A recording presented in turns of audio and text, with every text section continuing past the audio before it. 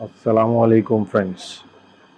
मैं इमरान एक बार फिर आपके लिए लेकर आया हूँ बिल्ला हॉरर शो। दोस्तों, आज हम जिस दुनिया में रहते हैं वहाँ आपके चारों तरफ रौनक है, शोर है। इवन किसी गांव में भी चले जाएं अगर आप, तो वहाँ पर भी आजकल सभी कुछ है। लाइट्स हैं, लोग हैं, बाइक्स, गाड़ियाँ, काफ़ी रौनक लगी है। कभी आपने ऐसा सुना है कि गांव तो बहुत बड़ा है लेकिन वहाँ कोई रहता नहीं? कुलधारा गांव, जहाँ कभी हजारों लोग रहा करते थे। ये पालीवाल ब्राह्मण जात के लोगों का एक गांव था, जहाँ पर आज कोई नहीं रहता। न मंदिरों में भगवान, न घरों में इंसान। ये कहानी है आज से कुछ 200 साल पहले की। कुलधारा गांव ऐसा ही एक गांव था जैसे हमारे मुल्क में गांव हुआ करते हैं, लेकिन ये कोई ऐसा गांव नहीं था कि जहाँ बिल्कुल कच्चे मकान और रहने का सलीका नहीं। ऐसे नहीं रहा करते थे लोग। पत्थरों के बने हुए मकान जो बहुत खूबसूरत भी थे। ये गांव राजस्थान के जैसलमेर से 18 किलोमीटर के फासले पर वाक़ है। ये वो गांव है जहाँ एक ज़माने में बाज़ारों में रौनक थी, घरों में खुशियाँ थीं और पायल की झनकार। वो पायल की झनकार आज 200 साल के बाद भी आपको सुनाई तो देती है, मगर इंसानों की नहीं। ये वो वक्त था जब इंडिया में राजा महाराजाओं का राज हुआ करता था। तो वहाँ एक छोटी सी रियासत थी, एक गांव था जिसे कुलधारा के नाम से पहचानते थे। यहाँ पर पालीवाल जात के ब्राह्मण लोग रहा करते थे। 5,000 के करीब लोगों का खानदान हुआ करता था। लेकिन ये सिर्फ एक गांव नहीं था, इनके 84 गांव थे जिनमें इस जात के लोग रहा करते थे। जहाँ आज लोग जाते हैं और कहते हैं कि वो एक बेनालाशुदा कब्रिस्तान है। दिन में तो लोग वहां जाते हैं, लेकिन कहते हैं कि रात के साये में ये गांव शापित हो जाता है। तो आपके दिमाग में इस वक्त यही सवाल आ रहा होगा कि ये सब कैसे हुआ। ये कहानी एक लड़की से शुरू होती है। वो लड़की जो गांव के ब्राह्मण मुखिया की बेटी थी। 18 साल के करीब उसकी उम्र थी। तो वो एक दिन गांव में झील के किनारे पानी भरने के लिए गई और वहां उस पर गांव के दीवान जालम सिंह की गंदी नजर पड़ गई। उसे देख के वो उसके इश्क में दीवाना हो गया और उसे अपना बनाना चाहता था। तो उसने उस लड़की के बाप से बात करने की कोशिश की, जो कि गांव का मुखिया था। लेकिन वो ब्राह्मण ये नहीं चाहता था कि अपनी बेटी की शादी दीवान से करे, क्योंकि उसे गांव में कोई पसंद नहीं करता था। तो जालम सिंह को जब ये पता चला कि उसका बाप उससे उस लड़की की शादी नहीं करना चाहता, तो वो बहुत गुस्से में आ गया।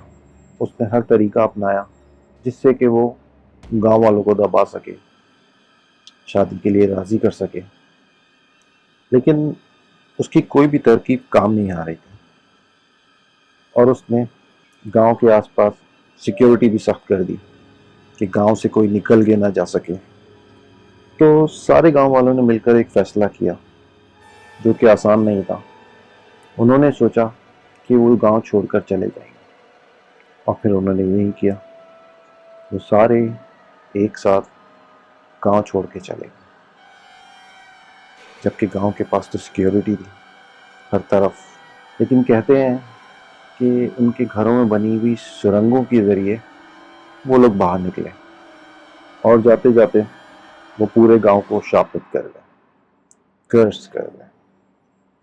उनका कहना था कि यहाँ हम खुशी खुशी नहीं रह सके तो यहाँ कोई नहीं रह पाएगा।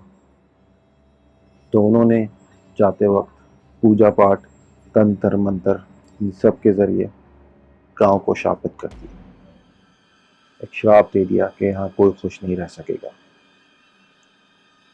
और वो सब सुरंग के रास्ते गांव से चले गए। जालम सिंह से बचने के लिए उनके आस पास के जो गांव थे वो भी ब्राह्मणों के गांव थे, तो वो सब भी उनके साथ चले गए। एक रात में 84 गांव, 84 गांव खाली हो गए और वहां के सिपाही उन्हें बस ढूंढते रह गए। बहुत ढूंढा गया, बहुत खोजा गया, लेकिन समझ नहीं आया कि उनको आसमान खा गया कि ज़मीन निकल गई। लेकिन जब ऐसी जगह खाली होती है तो वहाँ दूसरे लोग आगे बसने की कोशिश करते हैं, जैसे कि सेपरेशन के टाइम पे हुआ। तो हिंदू और मुसलमान इंडिया से पाकिस्तान और पाकिस्तान से इंडिया हिजरत की जिन्होंने, तो उनको जो मकान खाली मिले वो उनमें जाके रहना शुरू कर दिया उन्होंने। तो जाहिर सी बात है, इतने अच्छे घर बने हुए थे, लोगों के पास घर भी मैसर नहीं होते हैं कभी कभी रहने के लिए, तो उन लोगों ने आके रहने की भी कोशिश की, लेकिन वो उन मकानों को कभी घर ना बना सके, क्योंकि मकान घर जब ही बनता है जहाँ वहाँ सुकून होता है, प्यार होता है, रौनक होती है, जो उन्हें नहीं मिल सकी। तो वहाँ पर जो लोग आके रहने की जिन्होंने कोशिश की, वहाँ नहीं रह सके, नहीं बच सके। कुछ लोगों के साथ वहाँ बहुत बुरा हुआ, किसी की यहाँ मौत हो गई, कुछ गायब हो गए, जिनका आज तक पता नहीं चला। तो ये गांव आज भी मौजूद है, जहाँ टूरिस्ट दूर दराज से शहरों से आके लोग वहाँ देखने जाते हैं, लेकिन वहाँ रात को नहीं रुक पाते। तो जब मैं स्टोरी के बारे में देख रहा था, रिसर्च कर रहा था, तो वहाँ इंडियन गवर्नमेंट ने सिक्योरिटी भी लगाई है कि रात के टाइम पे कोई गांव के अंदर जा नहीं सकता, क्योंकि वो जगह खतरनाक है। जो गए हैं उन्होंने अजीब सी आवाज़ें सुनी हैं या कुछ बुरा हुआ। अगर आप उसके बारे में और जानना चाहते हैं तो आप सिर्फ गूगल पर कुलधारा गांव सर्च करा लें, आपको उसके बारे में और डिटेल मिल जाएगी। तो दोस्तों, जैसे कि आप जानते हैं कि इस शो में आप अपनी स्टोरीज भी शेयर कर सकते हैं। हमारे फेसबुक पेज पर जाएं, बिल्ला हॉरर शो, और वहाँ पर अपनी स्टोरीज शेयर कीजिए। अगर कोई मैसेज करना चाहते हैं, मुझसे कोई बात करना चाहते हैं, तो आप मुझे इनबॉक्स कर सकते हैं। और सबसे बेहतर तो यही है कि आप मुझे अपनी आवाज़ में स्टोरी रिकॉर्ड करके भेजें। बहुत आसान है, अपना मोबाइल उठाएं, हर मोबाइल के अंदर रिकॉर्डिंग सॉफ्टवेयर होता है। अपने सॉफ्टवेयर्स में रिकॉर्डिंग सर्च कराएंगे तो वो आपको सॉफ्टवेयर सामने आ जाएगा, उसको सेलेक्ट करके उस पर सिर्फ एक रिकॉर्डिंग का बटन दबाएं और अपनी रिकॉर्डिंग स्टार्ट कर दें और अपना पूरा वाकया बयान करें डिटेल से और मुझे भेजें। तो मैं ज़रूर आपकी कहानी लोगों तक पहुंचाऊंगा। इसी तरह से हमारे दोस्तों ने कुछ कहानियां हमसे शेयर की हैं, तो हम शो को आगे बढ़ाते हैं और चलते हैं उनकी कहानियों की तरफ।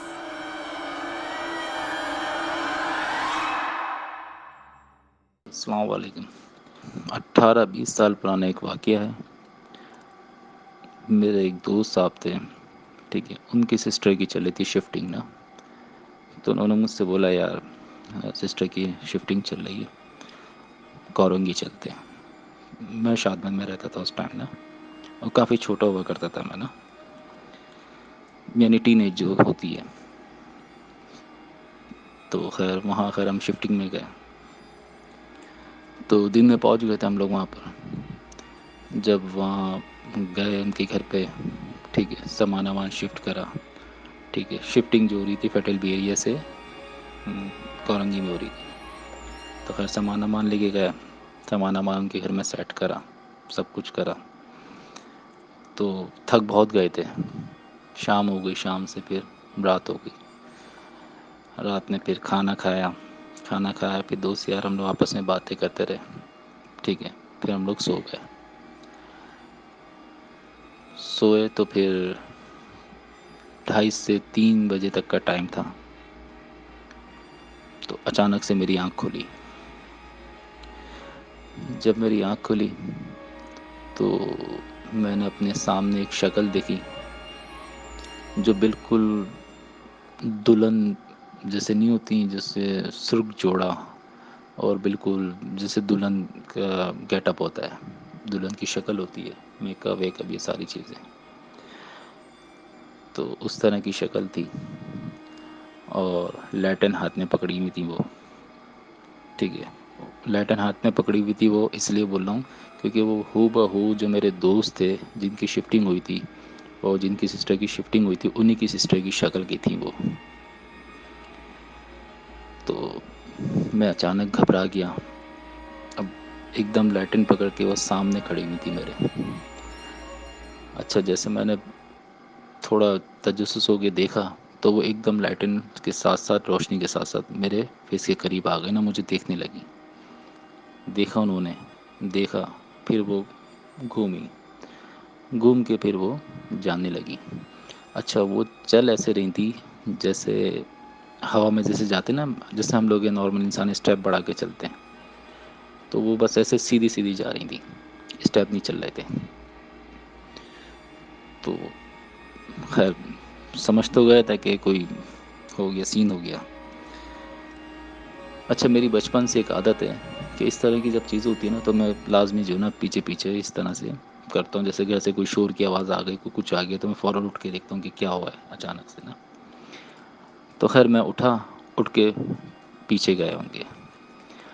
मैं उनके जब पीछे जाने लगा तो वो एक जैसे पुराने घर बने हुए थे, रोशनदान होता है, ठीक है, वो रोशनदान के साथ एक गली जा रही होती है। ठीक है, गली के साथ फिर एक राइट टर्न था।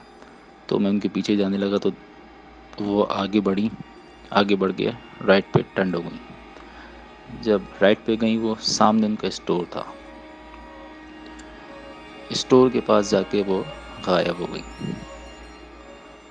अच्छा, तो खैर मैं आया और घबरा के सो गया। यानी टेंशन तो ऐसी थी कि बस वो नींद तो हराम हो गई थी, मगर सोना भी ज़रूरी था। तो खैर सो गया। सुबह जब मैं उठा तो मेरे दोस्त भी उठे। तो मैंने उनको ये किस्सा बताया कि यार आज रात में मेरे साथ ऐसा ऐसा एक सीन हुआ है कि बिल्कुल हू बहू आपकी सिस्टर की शक्ल की और दुल्हन बन के इस घर में घूम रही थी। और जब मैंने देखा तो लाइटन उनके हाथ में था, क्योंकि अंधेरा हो रहा था रूम में ना, सिर्फ लाइटन ही चल रहा था, तो रोशनी हो रही थी, शक्ल नज़र आ रही थी। तो खैर वो थोड़ा हंसा। तो मैंने यार तुम हंस क्यों रहे हो? तो बोला यानी तुम्हें भी नज़र आ गई वो? मैंने मतलब मुझे भी नज़र आ गई। बोला यार ये हमारे घर में सबको नज़र आई है, हमारी एक सिस्टर हैं, बड़ी सिस्टर, उनकी शक्ल की हैं और इस घर में वो घूमती है और उसी की शक्ल में होती है। तो खैर मुझे तो नहीं पता था ये सारी स्टोरी। तो फिर मैंने पूछा कि यार ये सीन है क्या, मुझे ज़रा आप बताओ डिटेल में। तो खैर उन्होंने बताया मुझे कि यार इस तरह से है। और एक दफ़ा मेरी वालदा हैं, मेरी वालदा को भी जो है ना नज़र आई हैं वो, और मेरी सिस्टर्स को भी नज़र आई हैं और हमारे भाइयों को भी नज़र आई है। मैंने ठीक। तो बोलना एक दफ़ा तो हमारी वालदा जो है बिल्कुल तैयार होकर बैठी थी कि बीच में इन्होंने जो है ना बहुत तंग करना शुरू कर दिया था, इसने बहुत तंग करना शुरू कर दिया था। तो वालदा खैर अपनी पढ़ाइयाँ करती थी, फिर कैंची लेके बैठी रहती, जैसी अगर वो आएगी तो मैं उसकी चुटिया पकड़ के काट दूँगी। तो एक दफ़ा तो वालदा ने खैर चुटिया तो पकड़ ली थी मगर काट नहीं पाई थी उनकी चुटिया ना, भाग गई वो। तो उसके बाद से फिर वो बहुत कम नज़र आने लगी थी। फिर उन्होंने अपनी पढ़ाइयाँ भी शुरू कर दी थी उस घर पे। उसके बाद उनकी हो गई थी शिफ्टिंग। ये काफ़ी पुराना वाक़या था। तो खैर फिर मैंने मैं उनकी वालदा से मिला। मैंने बोला आंटी मैंने ऐसे ऐसे देखा है और बताएं। तो फिर आंटी ने भी मुझे बताया हाँ बेटा वो है इस तरह से और हमारे उस घर में घूमती है वो ना, मेरी बड़ी बेटी की शक्ल की है। और हमारे सब घर वालों ने देखा, हमारे रिश्तेदार भी आते हैं तो उन्होंने भी देखा हुआ है ना। तो खैर लाजमी सी आदत, दिल तो बंद हो जाता है जब इस तरह की इंसान चीज़ देखे। और इस तरह की जब चीज़ें देखता है इंसान तो लाजमी सा तो बुखार उसको चढ़ता ही है। तो भले जितने भी स्ट्रॉन्ग इंसान हो तो बुखार तो उसको चढ़ ही जाता है। तो मेरे साथ भी ऐसा ही हुआ। दूसरे दिन मुझे बुखार चढ़ गया, बल्कि उसी रात को, जिस दिन मैं मॉर्निंग, दूसरे दिन मॉर्निंग में घर आया। और खैर उन्होंने मुझे स्टोरी बताई, मेरे दोस्त ने, फिर उनकी मैंने वालदा से पूछा दोपहर में, तो उन्होंने स्टोरी बताई। फिर उसी रात को मुझे बुखार चढ़ गया, और बुखार भी इतना शदीद कि जानलेवा बुखार, कि बस जान निकल जाए इंसान की। तो खैर इलाज कराया, सब हुआ, तो इंशाल्लाह 2 से 3 दिन में खैर सही हो गया था मैं। तो एक ये किस्सा हुआ है मेरे साथ।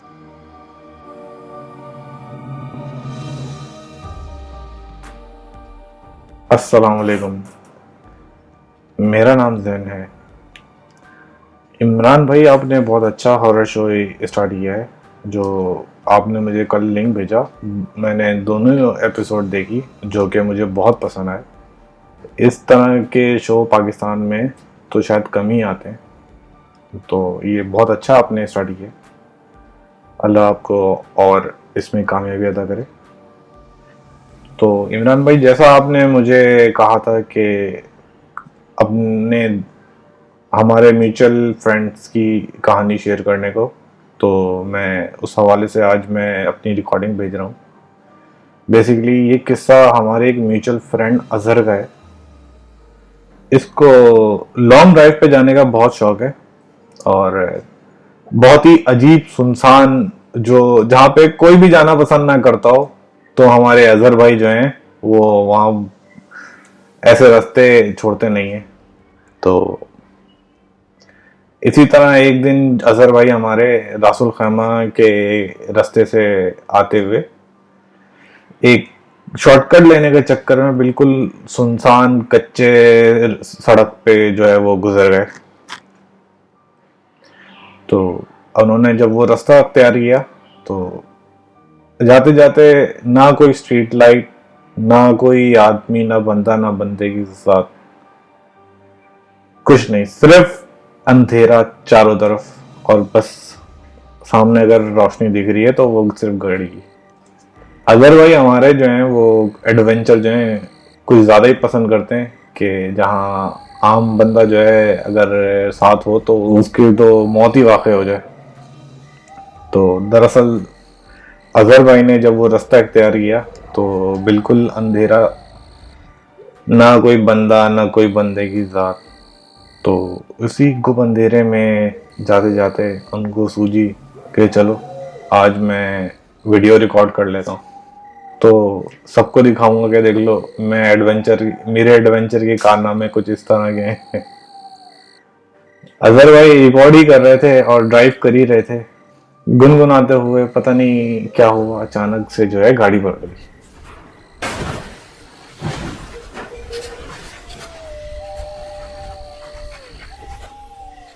अजहर भाई बाहर निकले तो बहुत परेशान, उनको समझ ही ना आया हुआ क्या है ये, क्योंकि ना कोई पत्थर, ना कोई जानवर, ना कुछ, और सड़कों पर अंधेरा। अब समझ नहीं आया हुआ क्या, गाड़ी कैसे पलट गई। फिर उसने सोचा कि मैं मोबाइल की रिकॉर्डिंग में चेक करता हूँ, शायद कुछ आया हो जो शायद मुझे नजर ना आया हो, जो मैं मिस कर गया, शायद उसकी वजह से गाड़ी उल्टी हो। तो ऐसा कुछ भी नहीं दिखा कि जो समझ में आया कि जिसकी वजह से गाड़ी पलटी हो।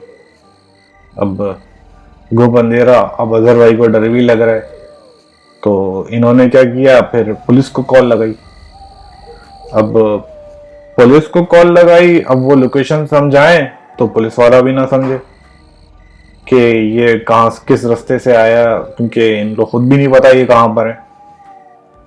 तो खुशकिस्मती से को सामने से एक गाड़ी नजर आई, जो अजहर भाई की गाड़ी को देख के जो है वो रुक गई।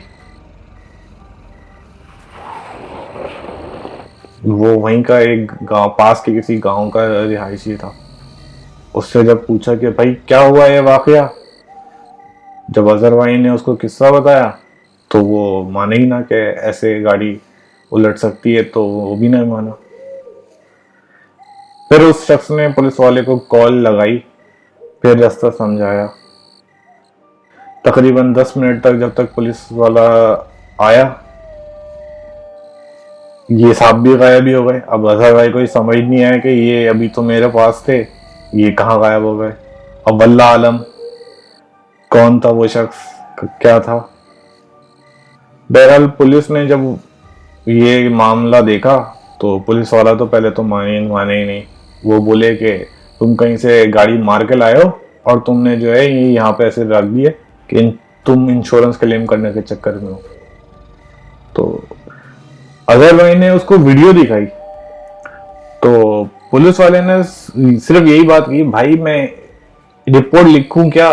वो तुम सही कह रहे हो, मैं वीडियो भी देख ली, सब कुछ है, लेकिन मुझे रिपोर्ट में कुछ तो लिखना पड़ेगा ना। तो अजहर भाई को एफआईआर तो नहीं लिखवा पाए, तो फिर सारा खर्चा उन्होंने फिर गाड़ी का खुद ही करना पड़ा। बहरहाल पुलिस वाले ने अजहर भाई को घर तो ड्रॉप कर दिया, लेकिन अजहर भाई को थोड़ी रिसर्च करने के बाद पता चला कि करीब में ही एक गोस्ट टाउन है जहां लोगों के साथ इस तरह के छोटे मोटे हादसा होते रहते हैं। उस दिन के बाद से अजहर भाई का शौक थोड़ा कम हो गया, लेकिन अभी भी जो है अजहर भाई एडवेंचरिस्ट हैं। खैर, ये थी हमारे अजहर भाई की कहानी जो इमरान भाई ने रिक्वेस्ट की थी, जो मैंने आप लोगों के साथ शेयर की है। इंशाल्लाह फिर कभी मौका मिला तो और भी कुछ कहानियां मैं आप लोगों के साथ शेयर करूंगा इंशाल्लाह। अल्लाह हाफिज।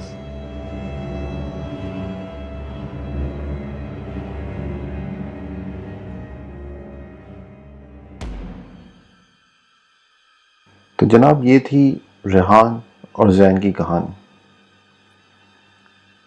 हम कहानियां तो सुन लेते हैं शौक से, लेकिन उसके बारे में ज़्यादा शायद सोचते नहीं है कभी। या कभी कहानी सुन रहे होते हैं तो इमेजिन करते हैं साथ के ऐसा हुआ होगा या वैसा हुआ होगा, लेकिन उस कहानी का, उस शख्स का जो खौफ होता है वो हम शायद महसूस नहीं कर पाते।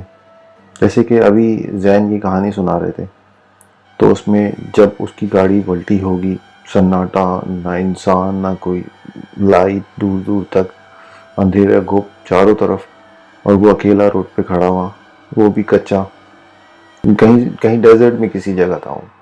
जब कोई आया होगा उसने उसकी हेल्प की होगी, किसी बंदे को देख के जान में जान आई होगी, फिर उसने समझा दी लोकेशन पुलिस को। ये वाकया पहले मैंने इनसे सुना था कि जब वो बंदा आया और फिर जब पुलिस आई और वो बंदा पुलिस की तरफ बढ़ा, तो जब उसने पीछे देखा तो वो दूसरा बंदा जिसने समझाया था वो मौजूद नहीं था। तो आपकी क्या कंडीशन होगी उस वक्त कि जो आदमी आपकी नज़रों के सामने मौजूद है, आप उससे बात कर रहे हैं और वो अचानक से गायब हो जाए। पता नहीं इंसान था क्या था, जो भी था, एक बड़ा खौफ सा पैदा हो जाता है दिल में। तो खैर, ये था हमारा आज का शो। आई होप कि आपको अच्छा लगा होगा, और हमें ऐसी रिकॉर्डिंग्स, वॉइस नोट्स भेजते रहा कीजिए ताकि हम इस शो को आगे बढ़ा सकें और आपको अच्छी कहानियाँ सुनने को मिलती रहें।